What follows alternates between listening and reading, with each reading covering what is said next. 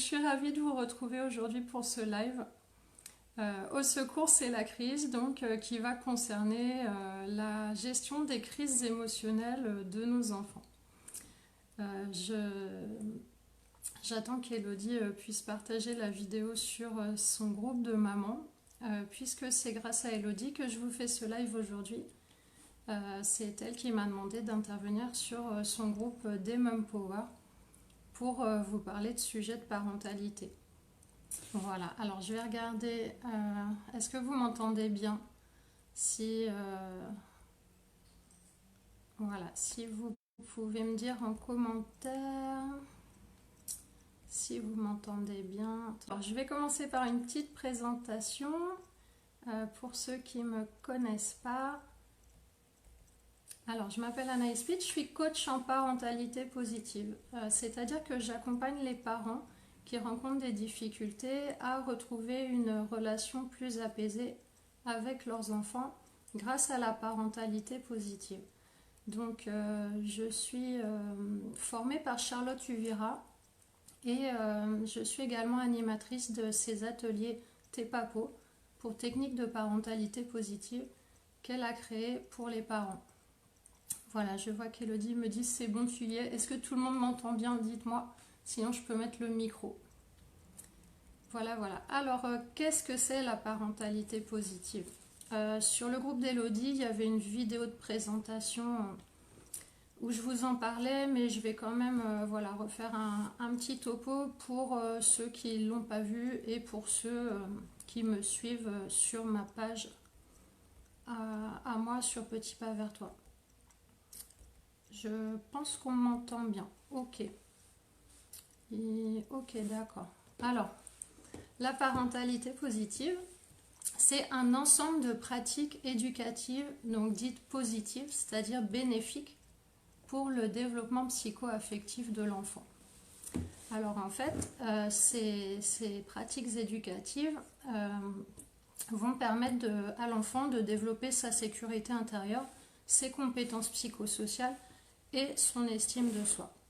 Donc en fait, la parentalité positive se base sur la bienveillance, comme on l'entend très souvent, mais elle ne se résume pas seulement à cela, parce que le parent positif va aussi avoir des connaissances et des outils pour accompagner l'enfant. Donc en réalité, la parentalité positive se base donc sur la bienveillance et l'empathie, sur l'accueil et la compréhension des émotions, mais également sur des connaissances précises sur le développement du cerveau de l'enfant, sur le lien d'attachement, la psychologie positive et les neurosciences. Voilà, donc en fait, plus précisément, c'est une éducation qui privilégie la relation. L'objectif, ça ne va pas être de cultiver l'obéissance en tant que telle, mais toujours de privilégier la relation. On s'intéresse à construire une relation sécurisante pour l'enfant, de façon à favoriser ses apprentissages et de lui permettre d'avoir des relations de qualité à l'âge adulte. Voilà, et effectivement, comme je vous disais, l'impact bénéfique de la parentalité positive sur le développement du cerveau de l'enfant a été prouvé par les découvertes en neurosciences de ces 20 dernières années. Et de même que les neurosciences ont prouvé les effets délétères de ce qu'on appelle les violences éducatives ordinaires actuellement. Donc c'est tout ce qui va être les fessées, punition, enfin humiliation verbale, le chantage, tout ce qui est punition, menace et le time-out. La mise au coin, en fait, l'isolement. Donc, pourquoi? En fait, parce que toutes ces violences éducatives ordinaires provoquent un stress sur le cerveau de l'enfant. Et en fait, c'est ce stress qui va avoir un impact négatif sur le cerveau de l'enfant, puisque d'une part, les hormones de stress détruisent les neurones et d'autre part, l'enfant n'étant pas sécurisé, la maturation du cortex préfrontal ne pourra pas se faire de façon optimale. Voilà pour une petite présentation de la parentalité positive. Alors vraiment, c'est une éducation sans violence éducative ordinaire, mais qui n'est pas non plus laxiste. Voilà, ça ne va pas être de laisser tout faire à l'enfant, puisque la pose d'un cadre est primordiale afin que justement l'enfant se sente sécurisé. C'est vrai qu'en tant que parents, nous rencontrons souvent des difficultés avec notre enfant. Les crises émotionnelles, les problèmes d'endormissement, le manque de coopération, par exemple. Je sais pas, votre enfant, il veut pas mettre ses chaussettes ou ses chaussures tous les matins, tous les jours, depuis des semaines, et on est systématiquement en retard à l'école ou au travail, et voilà, et parfois le lien se distend, on a l'impression de tout le temps crier, d'être énervé, on s'y retrouve plus, on a le stress qui prend le dessus. Et voilà, et c'est pas un problème d'amour parce que notre enfant, on l'aime, mais on est quand même, voilà, on punit, on menace, on crie, et tout ça parce que en fait, on sait pas comment faire autrement. Donc, justement, c'était pour ça qu'aujourd'hui, je voulais vous parler de comment on peut apaiser au mieux les crises émotionnelles de nos enfants et comment nous-mêmes aussi, on peut y faire face de façon plus sereine. Voilà, est-ce que tout le monde a récupéré ma vidéo? Attendez, je vais voir si moi-même je peux récupérer pour avoir les commentaires. Non, ça c'est celle de tout à l'heure, on va y arriver.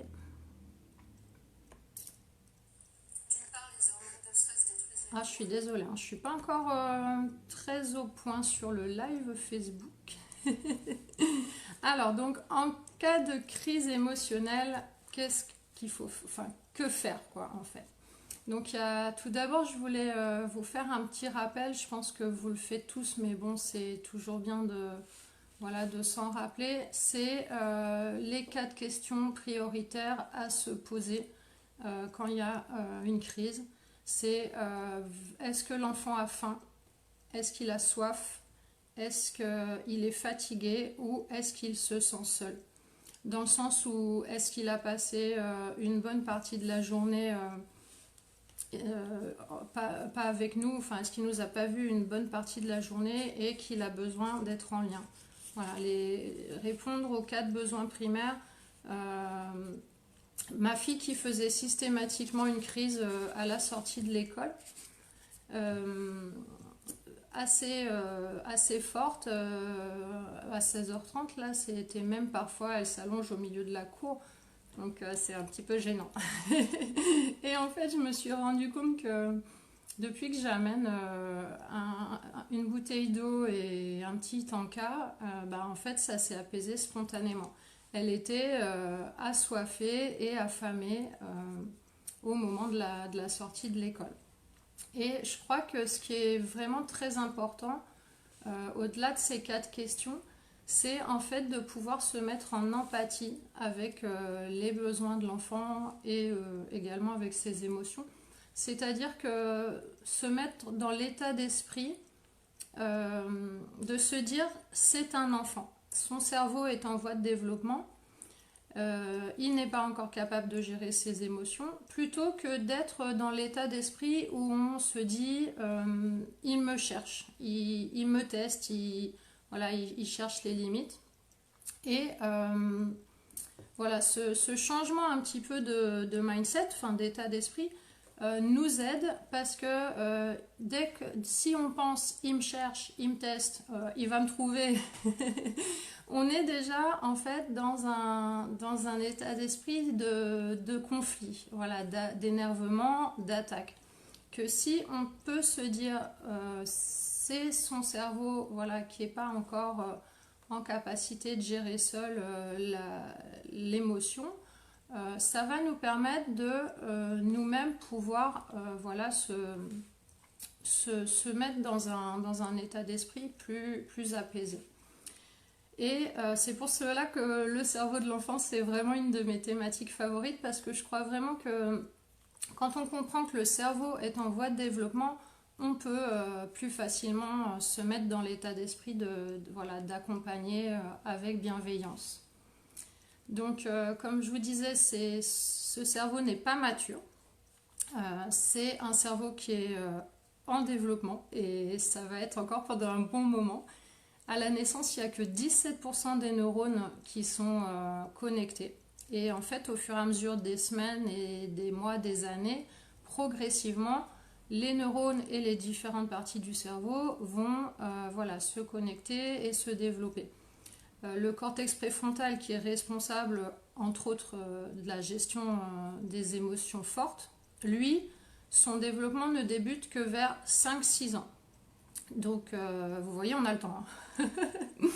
Puisque déjà, le cortex préfrontal, donc c'est vraiment 5-6 ans jusqu'à 25-27 ans. Donc, c'est vraiment un cerveau qui va être en développement pendant, vous voyez, très longtemps.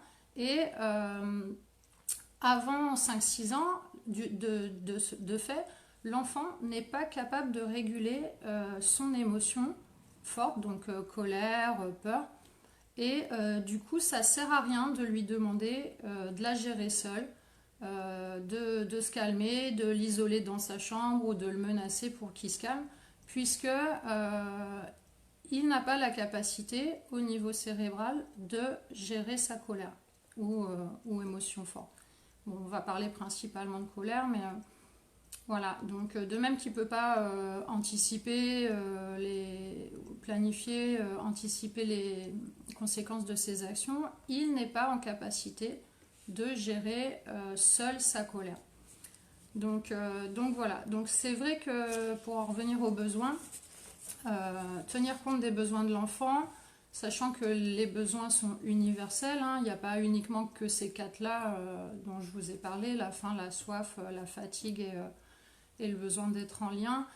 Souvent, il y a aussi le besoin d'autonomie qu'on oublie, on n'arrive pas forcément à le combler pour l'enfant devant la nécessité des contraintes horaires. Par exemple, votre enfant le matin, il veut absolument mettre ses chaussures tout seul. Mais nous, on n'a pas le temps parce que voilà, le temps qu'ils mettent, on va perdre 10 minutes et il est l'heure. Effectivement, il peut y avoir une crise émotionnelle à ce moment-là parce que l'enfant a besoin d'autonomie et de développer voilà, ses apprentissages, mais que parfois, nous, on est un peu pressé par le temps et tout ça. Donc vraiment, quand il y a une crise, souvent, derrière, il y a un besoin qui a besoin d'être comblé. Après, si ces besoins-là sont comblés, je pense aux difficultés d'endormissement. Quelquefois, il y a aussi le besoin de sécurité, de protection. Voilà, en fonction de votre situation personnelle, après, à voir qu'est-ce qui peut se passer en ce moment et essayer de combler au mieux ces besoins. Mais vraiment, ces besoins-là, les 4 questions, par exemple, si on doit aller au supermarché, moi je sais que le supermarché, c'est l'horreur.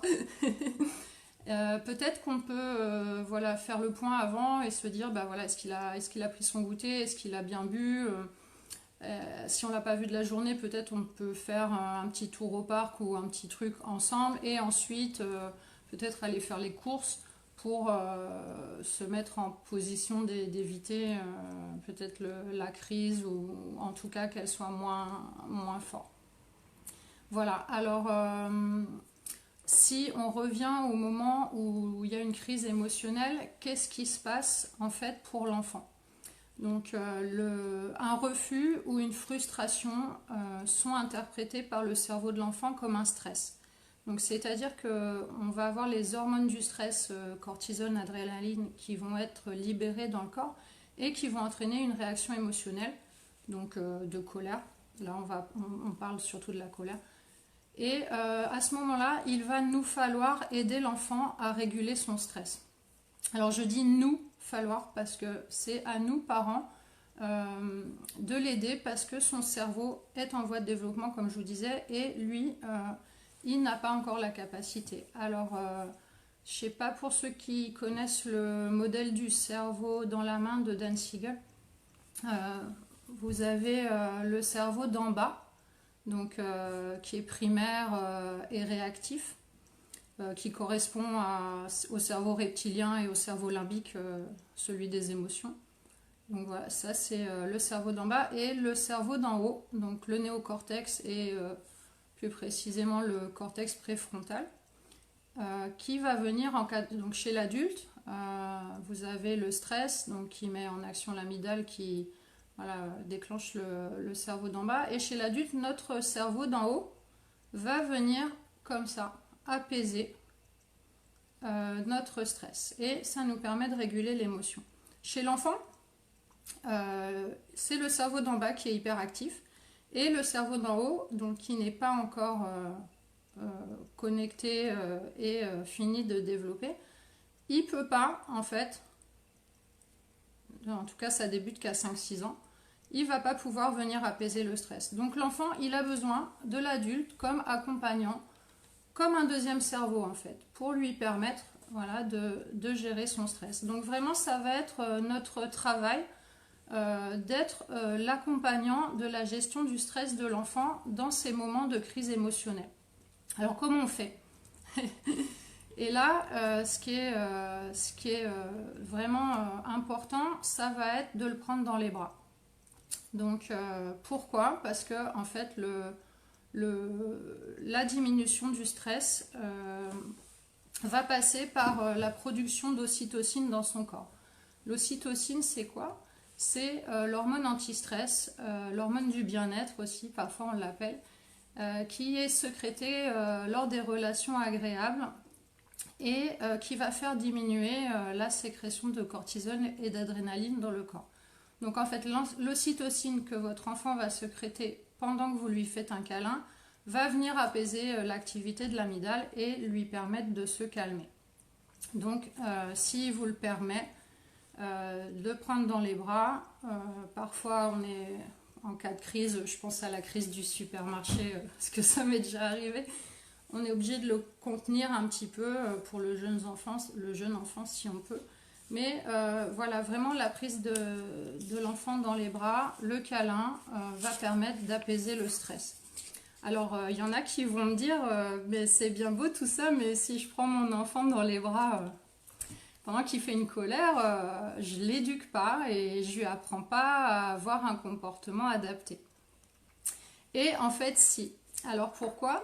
Eh bien parce que de même qu'il y a le cerveau d'en bas et le cerveau d'en haut, on a aussi le cerveau séparé en deux hémisphères. Le cerveau gauche qui est logique, littéral, capable de raisonner et de réfléchir. Et le cerveau droit qui est le cerveau plutôt des émotions, de la créativité. Et en fait, tant qu'on n'a pas apaisé l'émotion du cerveau droit, le cerveau gauche, en fait le stress nous coupe de notre cerveau gauche capable de réfléchir. Parce que voilà, on doit mettre en place des réactions de fuite ou d'attaque pour réagir à ce stress. Donc on est coupé en fait de la partie réflexion parce que ça doit agir vite. Et en fait, tant que vous n'apaisez pas l'émotion de l'enfant, il n'est pas capable de réfléchir et de raisonner avec son cerveau gauche. Donc c'est pour ça qu'il n'est pas paradoxal ou gênant en fait de prendre un enfant dans les bras quand il fait une crise. Ça ne veut pas dire que vous ne l'éduquez pas, mais seulement que vous savez l'aider à gérer ses émotions et que vous lui transmettez les informations au bon moment afin qu'elles puissent être comprises. Donc vraiment c'est super important.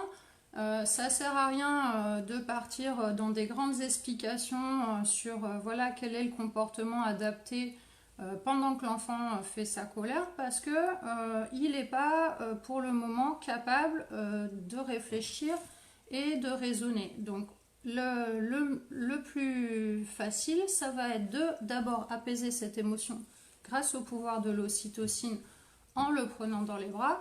Et ensuite, une fois qu'il pourra se reconnecter avec son cerveau gauche, on pourra lui expliquer comment on souhaite qu'il se comporte ou qu'est-ce qu'il faut faire et qu'est-ce qu'il ne faut pas faire. Et ce qui est intéressant également dans le pouvoir de l'ocytocine, c'est que vous allez aider votre enfant progressivement à développer le nombre de récepteurs à ocytocine dans son cerveau, en lui faisant, voilà, en étant l'accompagnant de la gestion de son stress lors des crises. Et cela lui permettra, en fait, à l'âge adulte, de pouvoir retrouver son équilibre émotionnel seul plus facilement. Donc plus il aura développé le nombre de récepteurs à ocytocine grâce à votre accompagnement, à vos câlins et à l'ocytocine, plus il sera capable au fur et à mesure de gérer son émotion et de retrouver l'équilibre émotionnel seul. Donc c'est un beau cadeau aussi. Voilà, donc ça c'est ce qu'on peut faire en cas de crise. Il y a une autre chose qui peut nous aider, c'est de savoir que l'enfant a un réservoir d'adaptation. Et qu'est-ce que c'est? Donc c'est un petit réservoir qui leur permet de s'adapter lorsqu'ils ne sont pas avec leur figure d'attachement. Donc ça leur permet d'avoir un comportement adapté, par exemple à l'école ou voilà, lorsque la maman ou le papa ne sont pas présents. Et la taille de ce réservoir grandit au fur et à mesure que l'enfant grandit. Mais c'est vrai que pour les petits, il est vite épuisé. Et ils vont alors avoir besoin de le remplir quand ils nous retrouvent. Nicole Guédenet, elle prend l'image du porte-avions et d'un petit avion. Bon, la figure d'attachement principale, souvent, c'est la maman. Donc la maman, c'est comme un porte-avions et il y a l'enfant, c'est un petit avion. Voilà, donc il va pouvoir décoller, s'envoler, mais qui a cette notion de petit réservoir qui se vide et qui va venir se remplir au niveau du porte-avions de sa figure d'attachement. Voilà, donc en fait, bien souvent, après une journée loin de leur figure d'attachement, ils vont d'abord décharger le stress de la journée parce qu'ils se sont adaptés toute la journée. Donc à la sortie de l'école, ils sont tout contents de nous retrouver et 5 minutes après, on va avoir une grosse crise pour un détail. Donc rassurez-vous, c'est normal. Ça. Et en fait, plus le temps de séparation a été long, plus l'adaptation demandée a été importante, donc plus ils risquent d'avoir des réactions fortes quand ils nous retrouvent. Donc voilà, et après la crise passée, ils vont être très en demande de notre présence, de jouer, de les regarder, des câlins, pour remplir à nouveau le réservoir. Donc vraiment, c'est normal.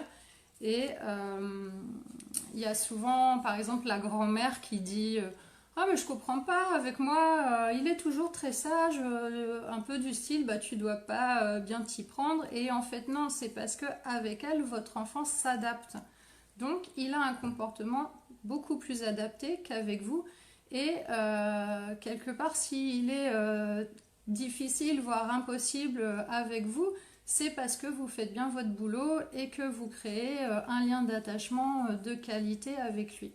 Donc voilà, surtout pour les mamans, c'est vrai que parfois on est face à des crises vraiment très très fortes et difficiles à supporter.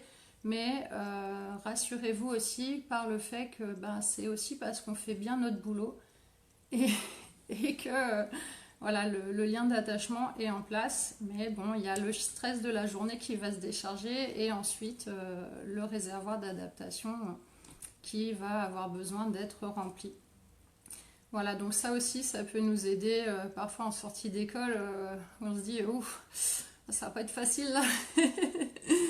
Mais bon, tout ça est normal. Et oui, Elodie, je vois que, enfin, j'essaye de voir parce que c'est pas, j'avoue que c'est pas facile à gérer. Et oui, c'est pas facile. Et c'est pour ça que j'avais envie. J'essaye de retrouver vos commentaires à nouveau.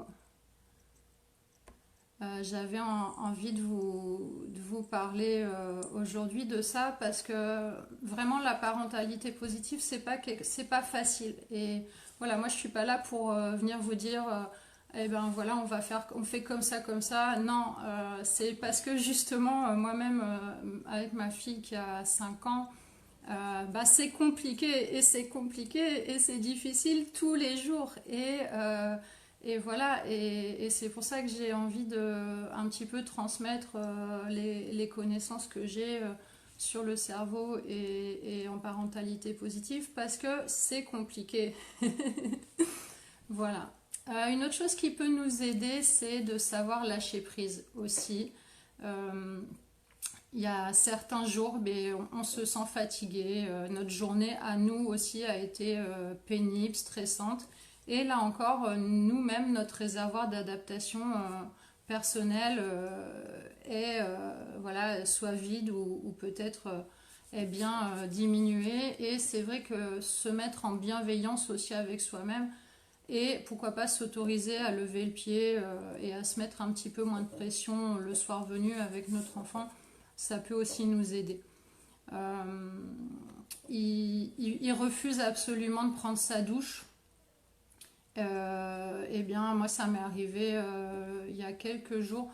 Bah tant pis, là j'ai réussi à lâcher prise, on se lavera demain. Voilà, c'est pas grave. Et vous pouvez lâcher prise sur ce qui vous semble le moins important.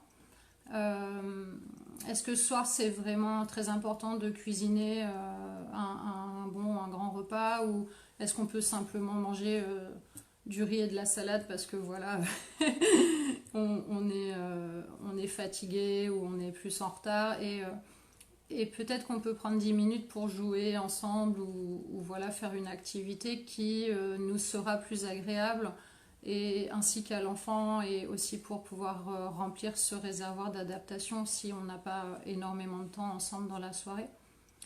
Et voilà. Et donc,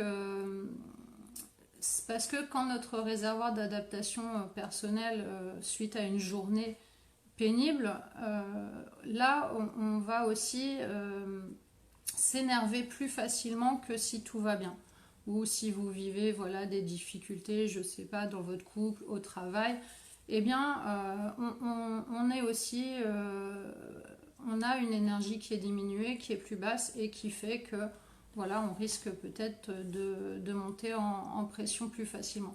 Donc être bienveillant aussi avec soi-même et lâcher prise parfois aussi donc sur bah, les tâches quotidiennes, mais aussi sur certains comportements de notre enfant. Bien sûr, sans tout accepter, comme je vous disais, on n'est pas non plus sur une éducation laxiste, puisque le cadre qui est défini est très important pour la sécurité. L'enfant doit savoir ce qu'il peut faire et ce qu'il ne peut pas faire. Mais parfois, nous voulons quand même imposer notre volonté à l'enfant parce que ça ne nous arrange pas qu'il fasse telle chose à cette heure-là, parce que ça se fait pas. On est aussi parfois face au regard des autres, où on est gêné. Et parfois, je crois qu'autoriser l'enfant à faire ce qu'il souhaite de façon spontanée, c'est pas forcément une mauvaise chose. Et ça veut pas dire qu'on le cadre pas. Pour vous donner un exemple, la semaine dernière, ma fille parlait très fort depuis plusieurs jours. Donc je disais beaucoup, parle doucement, parle plus doucement. Parce que c'était... le week-end, on est allé à la plage. Et donc pareil, elle hurlait quoi. Et je disais, mais parle moins fort, parle doucement. Et un ami qui était là, il me dit, mais bon, en fait, peut-être que là, on est sur la plage, c'est peut-être l'occasion qui se qui s'exprime et c'est peut-être le bon endroit pour crier. Et effectivement, quelque part, bah oui, il y avait du monde et c'était un petit peu peut-être que moi ça me gênait par rapport aux personnes qui avaient autour. Mais quelque part, c'était le bon endroit. Et pourquoi finalement l'empêcher de parler fort ou de crier alors qu'on était sur la plage et qu'on n'était pas dans un espace clos. Donc voilà, parfois on peut lâcher prise aussi sur certains comportements. Il y a 2 jours, ma fille faisait un collier de perles au moment de l'heure de la douche. Donc elle était très concentrée comme ça sur son collier et moi je voyais que l'heure tournait, que j'allais bientôt être en retard sur l'horaire, qu'il fallait faire le repas parce que je veux qu'elle se couche tôt. Enfin voilà, je commençais à me mettre en pression Et bon, finalement, j'ai lâché prise, je l'ai laissé terminer son collier. Moi, je suis allée préparer le repas d'abord. En fait, j'ai switché pour que ça colle quand même au niveau de l'organisation et de l'horaire.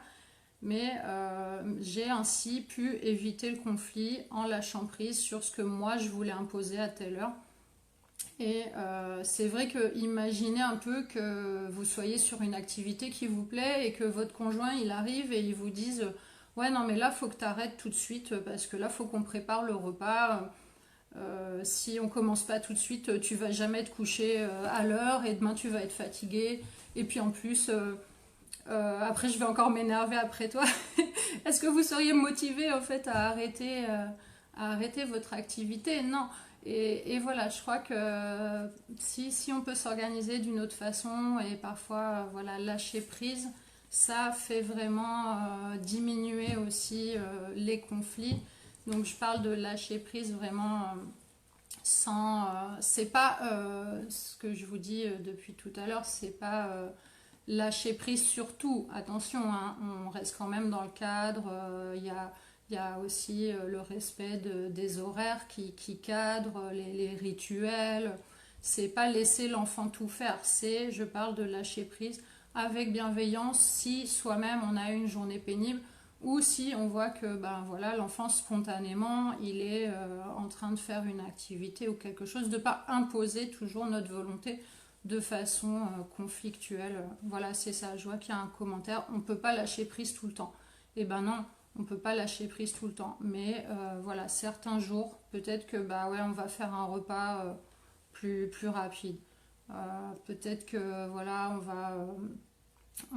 ce soir on a la possibilité, alors on va laisser l'enfant peut-être jouer ou faire son truc.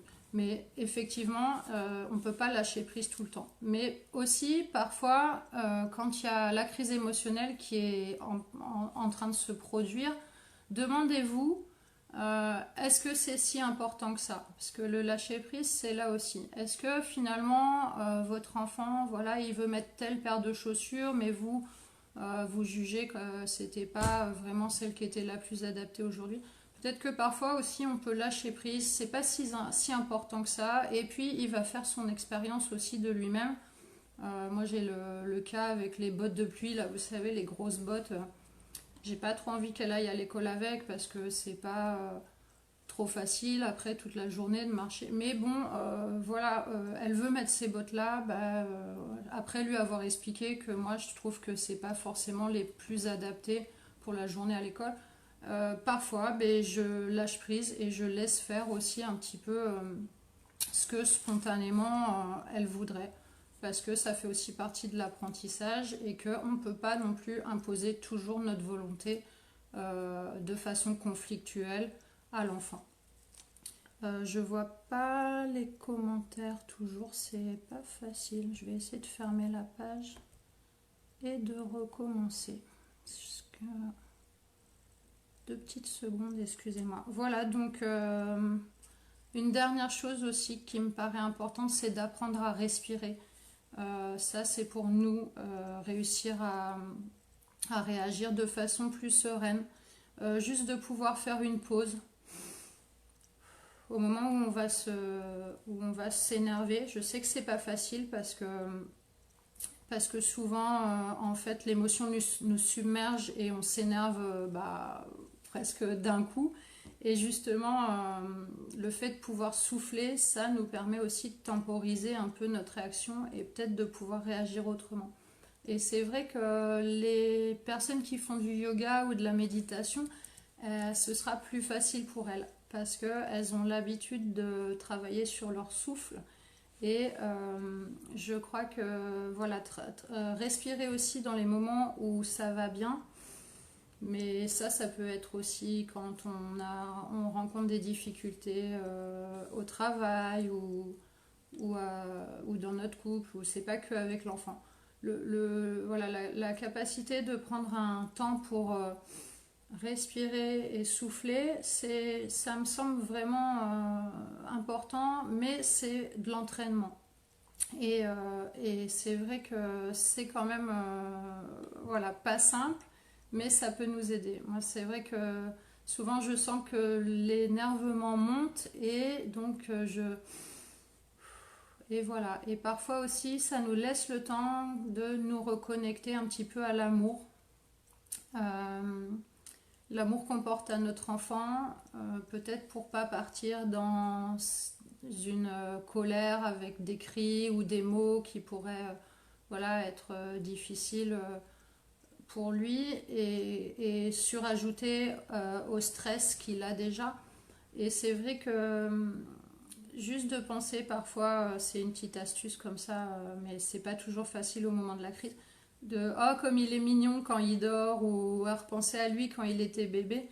Et ça nous permet de nous reconnecter à l'amour. Vous pouvez le faire aussi le soir au moment où il dort. Justement, ça permet au lien un peu de se resserrer. On se reconnecte vraiment à l'amour et ça peut aussi nous aider. Voilà, donc ce que je voulais vous dire aujourd'hui, c'est vraiment pour mieux gérer la crise. Donc se mettre en empathie avec les besoins de l'enfant et les émotions. Et ses émotions, choisir de penser que c'est un enfant, que son cerveau est en développement, et pas penser il me cherche, voilà, si on pense ça, on ne sera pas dans un accompagnement bienveillant dans le sens où on sera plutôt en état de s'énerver. Donc choisir de penser c'est un enfant, il n'est pas capable encore de gérer son émotion seul.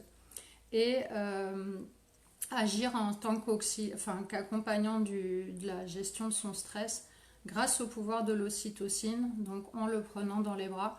C'est pas paradoxal, c'est vraiment une façon de l'aider voilà, à apprendre à retrouver son équilibre émotionnel seul et à développer l'équilibre émotionnel et à réguler ses émotions seul. Donc voilà, et avoir conscience que l'enfant décharge le stress de la journée, qu'il va avoir besoin de remplir son réservoir d'adaptation le soir quand il nous retrouve. Ça peut nous aider aussi à être plus indulgent et plus cool. Lâcher prise à certains moments, apprendre à respirer et se reconnecter à l'amour dès qu'on peut pour apaiser notre relation. Voilà, donc répondre aux crises émotionnelles de façon la plus bienveillante et empathique, c'est vraiment quelque chose d'important parce que le lien d'attachement sécurisant que nous lui donnons maintenant, il sera déterminant pour la qualité de ses relations à l'âge adulte et notamment pour ses relations amoureuses. Donc en fait, c'est un beau cadeau que nous faisons à notre enfant de chercher à développer une relation positive qui favorise son développement psycho-affectif parce que ça va lui permettre de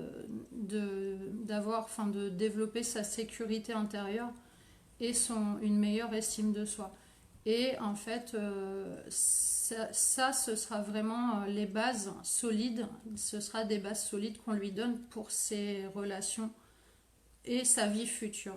Donc voilà, comme je vous disais, la parentalité positive, c'est vraiment un chemin, hein, c'est pas facile, il faut voilà aussi, comme je vous disais, apprendre à respirer, soit apprendre aussi soi-même parfois à gérer nos émotions, comme la colère, et c'est un cheminement. Donc, donc voilà, tout ça c'est normal et ne perdez pas confiance parce que ça vient pas en un jour. On développe petit à petit toutes ces capacités et vraiment c'est un cheminement et voilà, perdez pas confiance. Je vais regarder s'il y a des questions avant de vous laisser. Elodie, Tu disais, Elodie, qu'on est formaté à avoir tellement de règles et de cadrage qu'on met trop de pression à nos enfants. Alors oui, effectivement, la plupart d'entre nous, on a eu cette éducation dite autoritaire, avec, voilà, il fallait répondre aux attentes avec punition, menaces. Et c'est comme ça qu'on a été éduqué. Et du coup, c'est l'éducation qu'on a tendance à donner aussi. Plus on a été éduqué comme ça, plus on va avoir de difficultés à mettre en place la parentalité positive. Sans compter que l'entourage aussi est là pour nous rappeler que ah mais comment quand même faut aussi l'éduquer, faut aussi, mais on n'a pas besoin d'être dans une forme de dressage. Les neurosciences ont prouvé que ces pratiques éducatives autoritaires avaient vraiment des effets délétères sur le cerveau. Donc voilà, maintenant, il ne faut plus se laisser en fait embarquer par les réflexions soit de nos parents ou des personnes qui vont vous dire que vous les éduquez pas. Non, on a des nouvelles connaissances et maintenant on sait que plus on va permettre la bienveillance et l'empathie tout en posant un cadre, attention. Mais c'est vrai que cette pression pour le cadrage, finalement, c'est pas bon pour le cerveau de l'enfant. Voilà ce qu'il faut retenir. Ce qu'il faut retenir. Et très important vraiment, c'est que plus on a été éduqué de façon autoritaire, plus le chemin vers la parentalité positive est difficile. Donc vous inquiétez pas, c'est voilà, moi aussi ça m'arrive de péter un câble et de crier. Mais ce qu'il y a, c'est que il y a une notion de fréquence. Donc ce qui est plus embêtant, c'est si on va crier tous les jours, tout le temps, et que notre relation avec l'enfant est sur ce mode-là. Après, c'est normal aussi de s'énerver voilà, de temps en temps si ça reste dans une fréquence qui est pas trop récurrente et tout ça. Mais voilà, c'est un chemin et pas de pression justement sur soi-même aussi. Voilà, on fait de notre mieux. L'important c'est de faire de son mieux et c'est ça qui est le plus important. Voilà, je vais vous laisser. Je remercie Elodie de m'avoir permis de faire cette intervention sur le groupe des Mom Power. Merci à vous tous de m'avoir écouté et je vous souhaite à tous une belle soirée. Et une belle évolution sur le chemin de la parentalité positive. À bientôt!